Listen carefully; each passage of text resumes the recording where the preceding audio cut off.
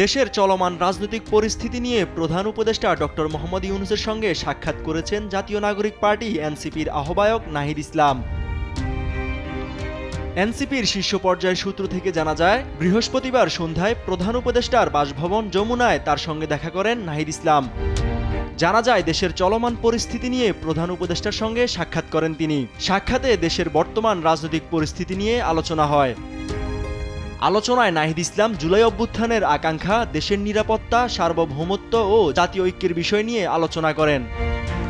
এদিকে সন্ধ্যায় উপদেষ্টা মাহফুজ আলম ও আসিফ মাহমুদ সজীব ভুঁইয়াও প্রধান উপদেষ্টার সঙ্গে সাক্ষাৎ করেন বলে জানা যায়। এদিকে বিভিন্ন ইস্যুতে হঠাৎ দেশের রাজনৈতিক পরিস্থিতি উত্তপ্ত হয়ে ওঠায় প্রধান উপদেষ্টা ডক্টর মোহাম্মদ ইউনূসকে সর্বদলীয় বৈঠক ডাকার আহ্বান জানিয়েছেন বাংলাদেশ জামায়াতে ইসলামীর আমির ডাক্তার শফিকুর রহমান। ইউসুফ ভুঁইয়া, দেশ টিভি, ঢাকা।